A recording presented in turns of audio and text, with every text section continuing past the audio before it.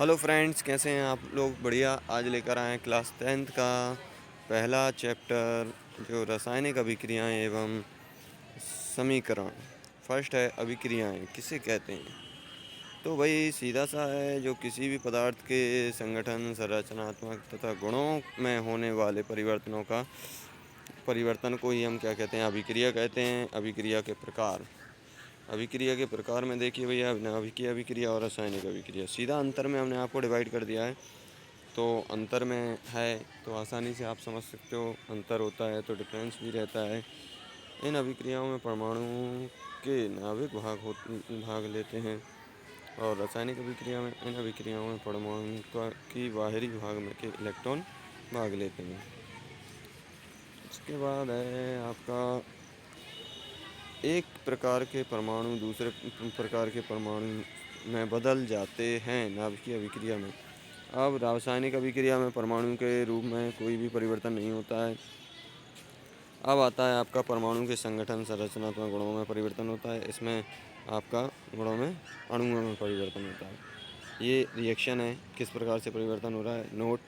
Note में आप लोग देख सकते हो कि भाई क्या है।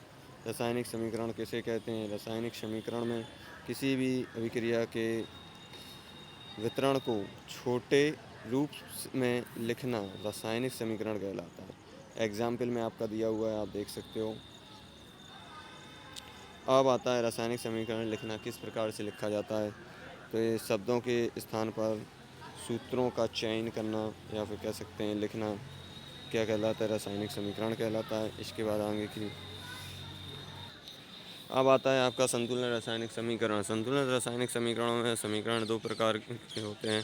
इसमें देखो, परमाणुओं की संख्या बराबर होती है, ठीक है। अपन ने दोनों तरफ बराबर चाहिए, इक्वल दोनों साइड। अगर अभिक्रिया और पश्च अभिक्रिया के दोनों तरफ संतुलित होना चाहिए। इसके बाद है रासायनिक समीकरणों को संतुलन करना। देखो भाई, बहुत सारे एग्जाम्पल हैं, आप लोग देख सकते हो। सभी एग्जाम्पलों में दोनों तरफ बराबर पार्टिसिपेट कर रहे हैं अणु, परमाणु, ठीक है। इसके बाद आता है रासायनिक अभिक्रियाओं के प्रकार। ये विभिन्न प्रकार की होती हैं।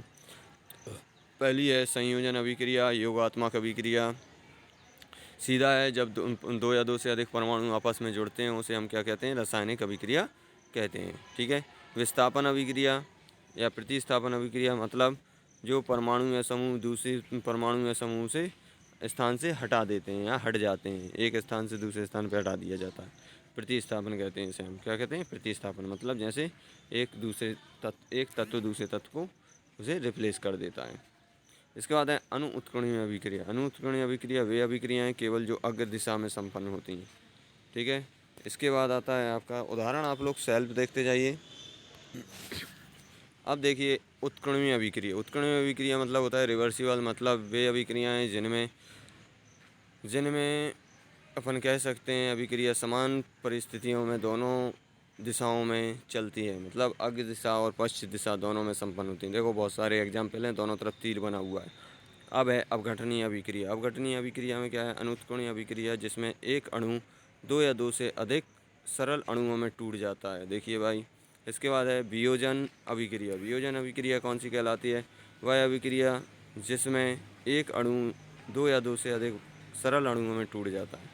अब आता है द्विविस्थापन अभिक्रिया। द्विविस्थापन अभिक्रिया क्या कहते हैं, इन अभिक्रियाओं में अभिकारकों के बीच आयनों का आदान प्रदान होता है। अब आता है ऊष्माक्षेपी अभिक्रिया। ऊष्माक्षेपी अभिक्रिया जिसमें ऊष्मा उत्पन्न होती है, और ऊष्माशोषी अभिक्रिया जिसमें ऊष्मा दी जाती है। अब आता है ऑक्सीकरण। ऑक्सीकरण में क्या होता है, जिसमें ऑक्सीजन का जुड़ना होता है और हाइड्रोजन का निकलना होता है, उसे ऑक्सीकरण कहते हैं। अब आता है अपचयन। अपचयन वो कहलाता है जिसमें ऑक्सीजन निकलता है और हाइड्रोजन जुड़ता है।